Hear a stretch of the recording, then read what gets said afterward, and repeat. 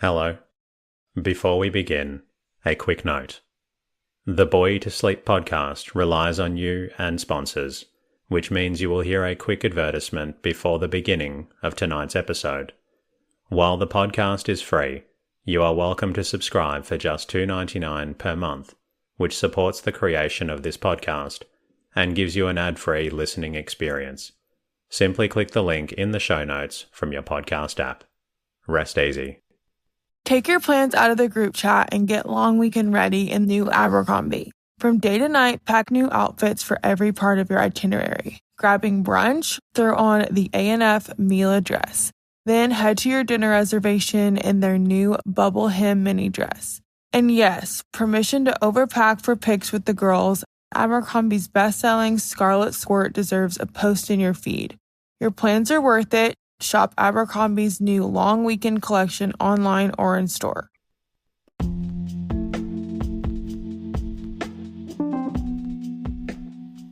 Hello. Welcome to the Bore You to Sleep podcast. The podcast that will hopefully help you get to sleep.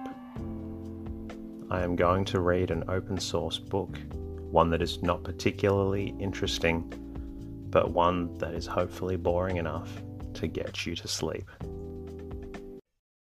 Tonight's reading comes from The Lazy Tour of Two Idle Apprentices, written by Charles Dickens and Wilkie Collins.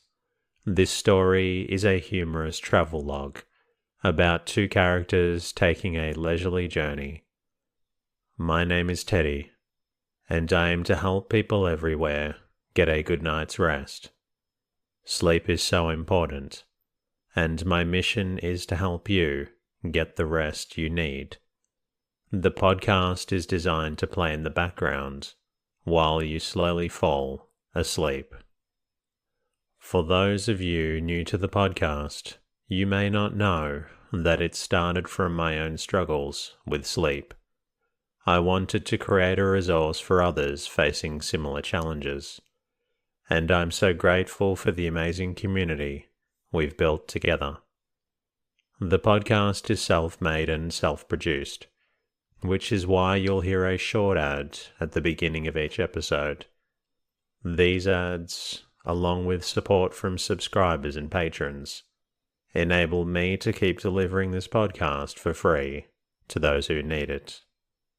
Thank you to everyone who shared their words of gratitude with me during the week, whether through the website or your podcast app. Your messages mean the world to me. A special thanks to all new subscribers of the podcast, as well as existing subscribers and Patreon sponsors. Your support is what allows me to keep bringing out new episodes for those who need them. I also want to thank listeners who reached out via the website. Your lovely messages and feedback are also appreciated. My goal, as I mentioned, is to keep this podcast free and accessible to everyone. If you find the podcast beneficial and would like to support it, here are a few ways you can contribute. Follow the podcast in your podcast app and leave a comment. Become a subscriber for $2.99 per month. This removes any ads at the beginning of the episode and supports episode creation. If subscribing is not possible, an easy way to help is simply by leaving a review and rating in your podcast app. Even one sentence really helps out. If you know someone who also struggles with sleep, please feel free to share the podcast with them. If you would ever like to say hello to me, you can always do that by visiting boytosleep.com. In the meantime, lie back, relax, and enjoy the readings. The Lazy Tour of Two Idle Apprentices by Charles Dickens. Chapter 1. In the autumn month of September, 1857, wherein these presents bear date, Two idle apprentices, exhausted by the long, hot summer, and the long, hot work it had brought with it, ran away from their employer. They were bound to a highly meritorious lady named Literature, of fair credit and repute, though it must be acknowledged, not quite so highly esteemed in the city as she might be. This is the more remarkable, as there is nothing against the respectable lady in that quarter, but quite the contrary, her family having rendered eminent service to many famous citizens of London. It may be sufficient to name Sir William Walworth, Lord Mayor under King Richard II, at the time of Wat Tyler's insurrection, and Sir Richard Whittington, which latter distinguished man and magistrate was doubtless indebted to the lady's family for the gift of his celebrated cat. There is also strong reason to suppose that they rang the Highgate bells for him with their own hands. The misguided young men who thus shirked their duty to the mistress from whom they had received many favours were actuated by the low idea of making a perfectly idle trip in any direction. They had no intention of going anywhere in particular. They wanted to see nothing. They wanted to know nothing. They wanted to learn nothing. They wanted to do nothing. They wanted only to be idle. They took to themselves, after Hogarth, the names of Mr. Thomas Idle and Mr. Francis Goodchild, but there was not a moral pin to choose between them, and they were both idle in the last degree. Between Francis and Thomas, however, there was this difference of character. Goodchild was laboriously idle, and would take upon himself any amount of pains and labour to assure himself that he was idle. In short, had no better idea of idleness than that it was useless industry.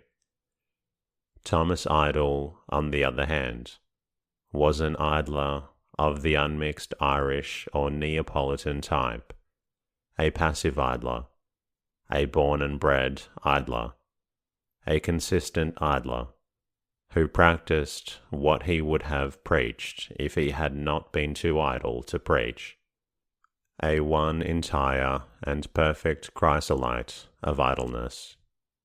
The two idle apprentices found themselves, within a few hours of their escape, walking down into the north of England. That is to say, Thomas was lying in a meadow, looking at the railway trains as they passed over a distant viaduct, which was his idea of walking down into the north, while Francis was walking a mile due south against time, which was his idea of walking down into the north. In the meantime, the day waned, and the milestones remained unconquered. "Tom," said Goodchild, "the sun is getting low. Up, and let us go forward."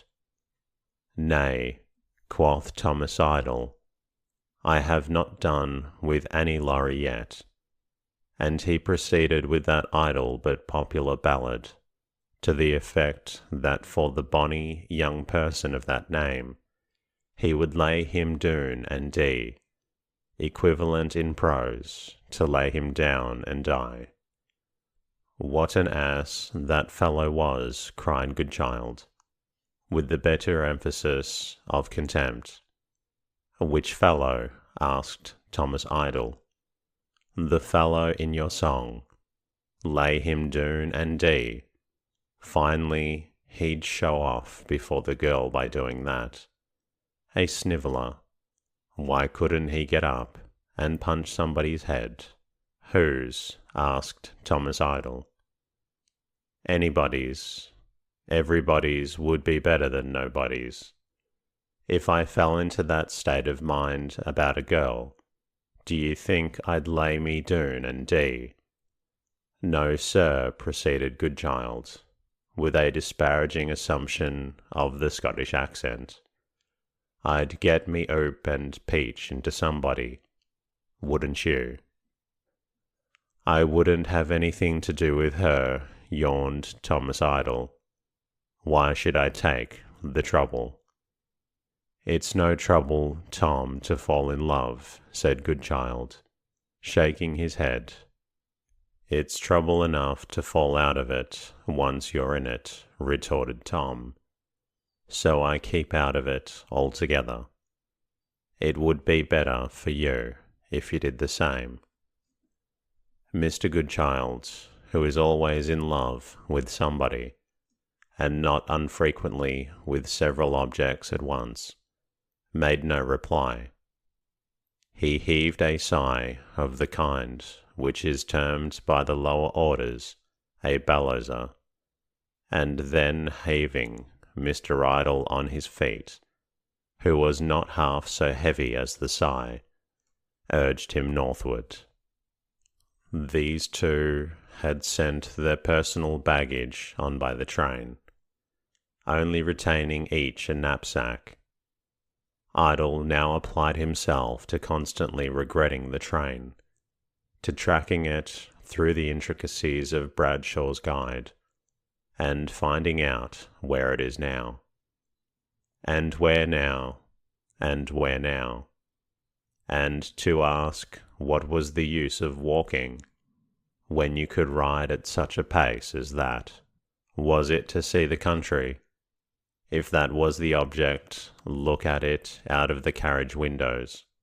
There was a great deal more of it to be seen there than here. Besides, who wanted to see the country? Nobody. And again, whoever did walk? Nobody. Fellows set off to walk, but they never did. They came back and said they did, but they didn't. Then why should he walk? He wouldn't walk. He swore it by this milestone. It was the 5th from London. So far they penetrated into the north, submitting to the powerful chain of argument. Goodchild proposed a return to the metropolis, and falling back upon Euston Square terminus. Thomas assented with alacrity, and so they walked down into the north by the next morning's express, and carried their knapsacks in the luggage van. It was like all other expresses, as every express is and must be. It bore through the harvest country a smell like a large washing day, and a sharp issue of steam as from a huge brazen tea-urn. The greatest power in nature and art combined is yet glided over dangerous heights in the sight of people, looking up from fields and rocks, as smoothly and unreally as a light, miniature plaything. Now, the engine shrieked in hysterics of such intensity that it seemed desirable that the men who had her in charge should hold her feet, slap her hands, and bring her to, now burrowed into tunnels with a stubborn and undemonstrative energy so confusing that the train seemed to be flying back into leagues of darkness. Here were station after station, swallowed up by the express without stopping. Here, stations where it fired itself in like a volley of cannonballs, swooped away 4 country people with nosegays, and 3 men of business and portmanteaus, and fired itself off again, bang, bang, bang. At long intervals were uncomfortable refreshment rooms, made more comfortable by the scorn of beauty towards beast, the public, but to whom she never relented, as beauty did in the story towards the other beast.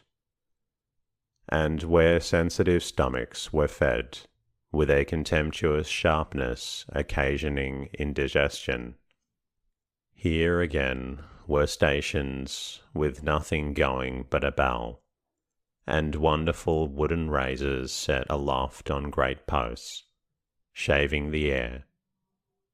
In these fields, the horses, sheep, and cattle were well used to the thundering meteor, and didn't mind. In those, they were all scampering together, and a herd of pigs scoured after them.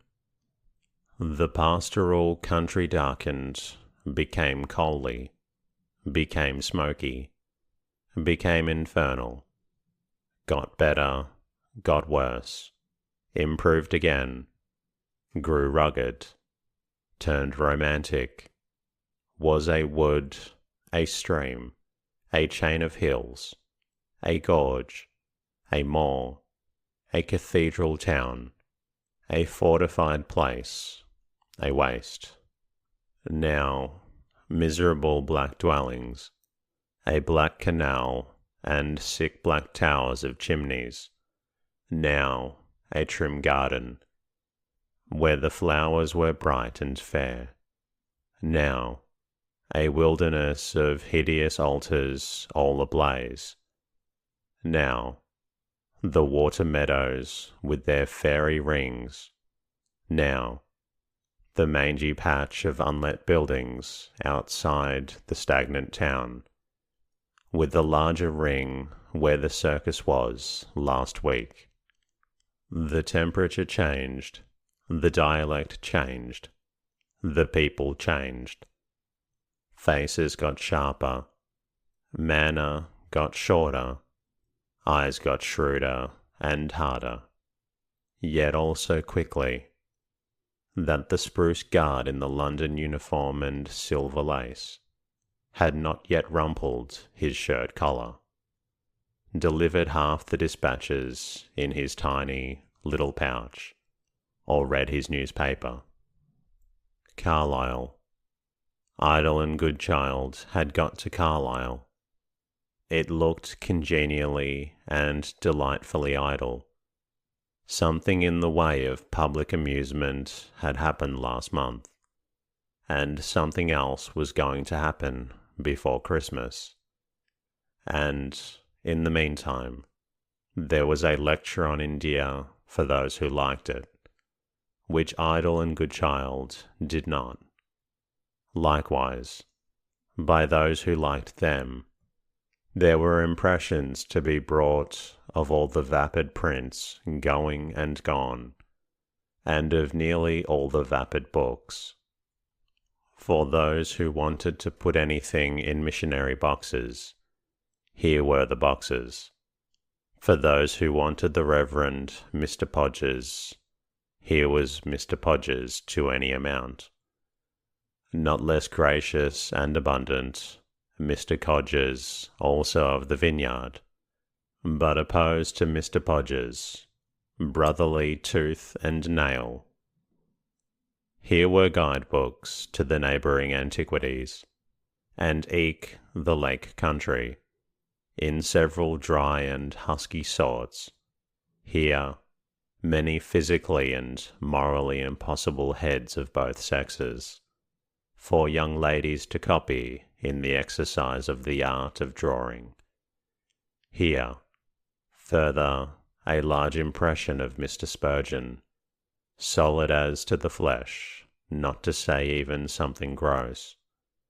The working young men of Carlisle were drawn up, with their hands in their pockets, across the pavements, 4 and 6 abreast, and appeared, much to the satisfaction of Mr. Idle, to have nothing else to do. The working and growing young women of Carlisle, from the age of 12 upwards, promenaded the streets in the cool of the evening, and rallied the said young men. Sometimes the young men rallied the young women, as in the case of a group gathered round an accordion player, from among whom a young man advanced behind a young woman, for whom he appeared to have a tenderness, and hinted to her that he was there and playful, by giving her a kick. On market morning, Carlyle woke up amazingly, and became, to the two idle apprentices, disagreeably and reproachfully busy. There were its cattle market, its sheep market, and its pig market down by the river, with raw-boned and shock-headed Rob Roys hiding their lowland dresses beneath heavy plaids, prowling in and out among the animals, and flavouring the air with fumes of whisky. There was its corn market down the main street, with its hum of chaffering over open sacks. There was its general market in the street too, with heather brooms on which the purple flower still flourished, and heather baskets primitive and fresh to behold, with women trying on clogs and caps at open stalls, and Bible stalls adjoining, with Dr. Mantle's dispensary for the cure of all human maladies, and no charge for advice, and with Dr. Mantle's laboratory of medical, chemical, and botanical science, both healing institutions established on one pair of trestles, one board and one sun-blind, with the renowned phrenologist from London begging to be favoured at sixpence each, with the company of clients of both sexes, to whom, on examination of their heads, he would make revelations enabling him or her to know themselves. Through all these bargains and blessings, the recruiting sergeant watchfully elbowed his way, a thread of war in the peaceful skein.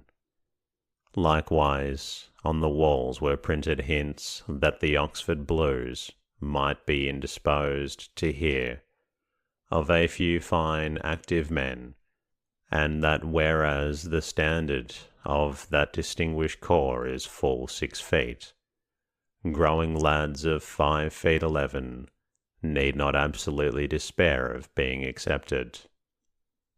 Scenting the morning air more pleasantly than the buried majesty of Denmark did, Idle and Goodchild rode away from Carlisle at 8 o'clock one forenoon, bound for the village of Heskett, Newmarket, some 14 miles distance. Goodchild, who had already begun to doubt whether he was idle, as his way always is, he has nothing to do, had read of a certain black old Cumberland hill or mountain, called Carrick or Carrick Fell, and had arrived at the conclusion that it would be the culminating triumph of idleness to ascend the same. Thomas Idle, dwelling on the pains inseparable from that achievement, had expressed the strongest doubts of the expediency, and even of the sanity, of the enterprise, but Goodchild had carried his point, and they rode away. Uphill and downhill, and twisting to the right and twisting to the left, and with old Skiddaw, who has vaunted himself a great deal more than his merits deserve, but that is rather the way of the Lake Country, dodging the apprentices in a picturesque and pleasant manner. Good, weather-proof, warm, pleasant houses, well white-limed, scantily dotting the road. Clean children coming out to look, carrying other clean children as big as themselves.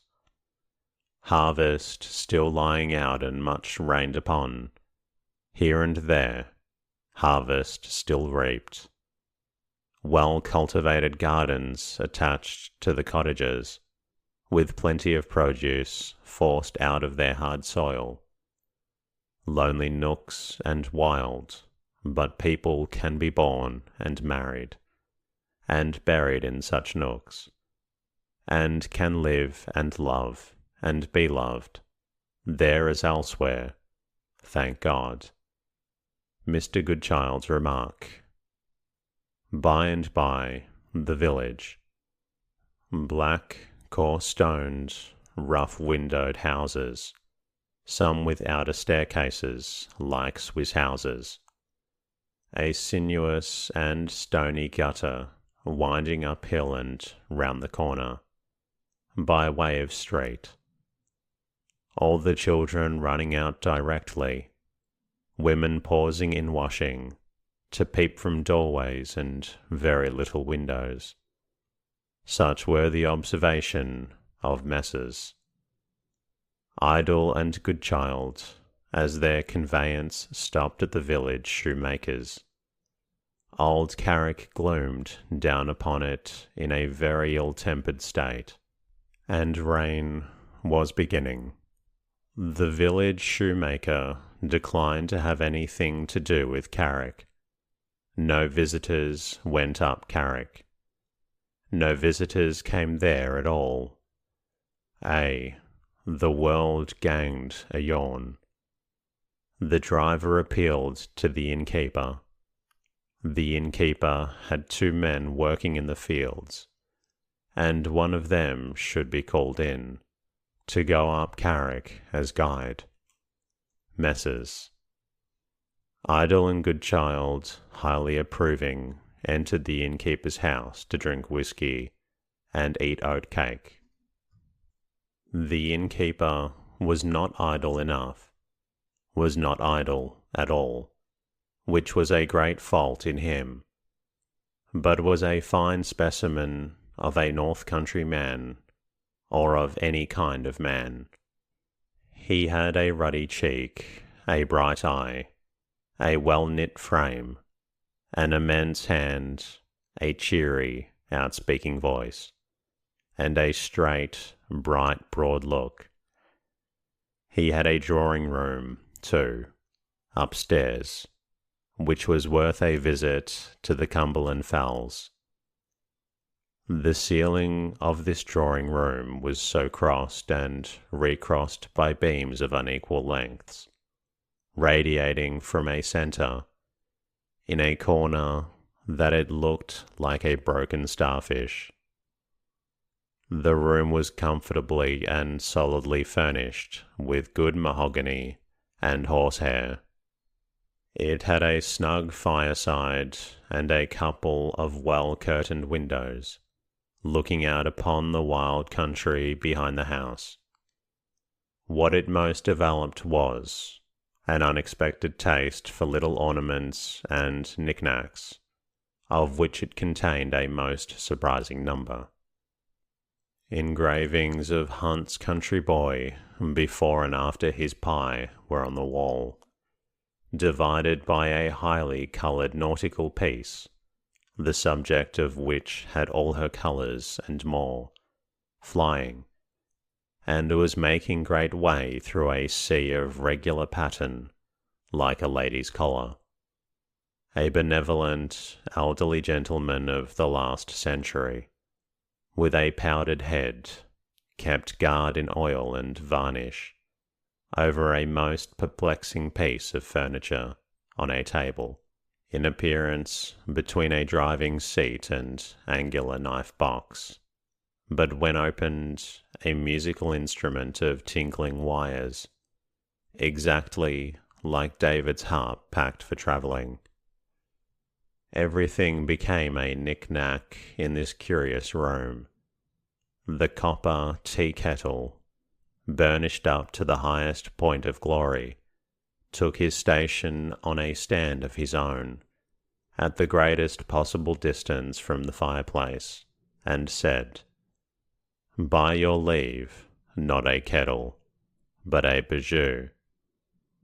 The Staffordshire ware butter dish with the cover on got upon a little round occasional table in a window, with a worked top, and announced itself to the 2 chairs accidentally placed there as an aid to polite conversation, a graceful trifle in china to be chatted over by callers, as they airily trifled away the visiting moments of a butterfly existence in that rugged old village on the Cumberland Fells. The very footstool could not keep the floor, but got upon a sofa, and therefrom proclaimed itself, in high relief of white and liver-coloured wool, a favourite spaniel coiled up for repose, though truly, in spite of its bright glass eyes, the spaniel was the least successful assumption in the collection, being perfectly flat and dismally suggestive of a recent mistake in sitting down on the part of some corpulent member of the family. There were books too in this room, books on the table, books on the chimney-piece, books in an open press in the corner. Fielding was there, and Smollett was there, and Steele and Addison were there in dispersed volumes, and there were tales of those who go down to the sea in ships for windy nights, and there was really a choice of good books for rainy days or fine. It was so pleasant to see these things in such a lonesome by-place, so very agreeable to find these evidences of a taste, however homely, that went beyond the beautiful cleanliness and trimness of the house, so fanciful to imagine what a wonder a room must be to the little born in the gloomy village, what grand impressions of it those of them who became wanderers over the earth would carry away, and how at distant ends of the world some old voyagers would die, cherishing the belief that the finest apartment known to men was one in the Heskett Newmarket Inn in a rare old Cumberland. It was such a charmingly lazy pursuit to entertain these rambling thoughts over the choice oat cake and the genial whisky, that Mr. Idle and Mr. Goodchild never asked themselves how it came to pass that men in the fields were never heard of more, how the stalwart landlord replaced them without explanation, how his dog-cart came to be waiting at the door, and how everything was arranged without the least arrangement for climbing to old Carrick's shoulders and standing on his head. Without a word of inquiry, therefore, the 2 idle apprentices drifted out resignedly into a fine, soft, close, drowsy, penetrating rain, got into the landlord's light dog-cart and rattled off through the village for the foot of Carrick. The journey at the outset was not remarkable. The Cumberland road went up and down like all other roads. The Cumberland curs burst out from backs of cottages, and barked like other curs, and the Cumberland peasantry stared after the dog-cart amazedly, as long as it was in sight, like the rest of their race. The approach to the foot of the mountain resembled the approaches to the feet of most other mountains all over the world. The cultivation gradually ceased, the trees grew gradually rare, the road became gradually rougher, and the sides of the mountain looked gradually more and more lofty, and more difficult to get up. The dog-cart was left at a lonely farmhouse. The landlord borrowed a large umbrella, and assuming in an instant the character of the most cheerful and adventurous of guides, led the way to the ascent. Mr. Goodchild looked eagerly at the top of the mountain, and feeling apparently that he was now going to be very lazy indeed, shone all over wonderfully to the eye, under the influence of the contentment within and the moisture without. Only in the bosom of Mr. Thomas Idle did despondency now hold her gloomy state. He kept it a secret, but he would have given a very handsome sum, when the ascent began, to have been back at the inn. The sides of Carrick looked fearfully steep, and the top of Carrick was hidden in mist. The rain was falling faster and faster. The knees of Mr. Idle, always weak on walking excursions, shivered and shook with fear and damp. The wet was already penetrating through the young man's outer coat to a brand-new shooting jacket, for which he had reluctantly paid the large sum of 2 guineas on leaving town. He had no stimulating refreshment about him but a small packet of clammy gingerbread nuts. He had nobody to give him an arm, nobody to push him gently behind, nobody to pull him up tenderly in front, nobody to speak to who really felt the difficulties of the ascent, the dampness of the rain, the denseness of the mist, and the unutterable folly of climbing, undriven, up any steep place in the world, when there is level ground within reach to walk on instead. Was it for this that Thomas had left London? London, where there are nice short walks in level public gardens, with benches of repose set up at convenient distances for weary travellers. London, where rugged stone is humanely pounded into little lumps for the road, and intelligently shaped into smooth slabs for the pavement. No, it was not for the laborious ascent of the crags of Carrick that Idle had left his native city and travelled to Cumberland. Never did he feel more disastrously convinced that he had committed a very grave error in judgment than when he found himself standing in the rain at the bottom of a steep mountain, and knew that the responsibility rested on his weak shoulders of actually getting to the top of it. And that concludes tonight's readings. I hope you've enjoyed this story, and if you're not quite tired yet, you're always welcome to listen to another story. Until next time, good night.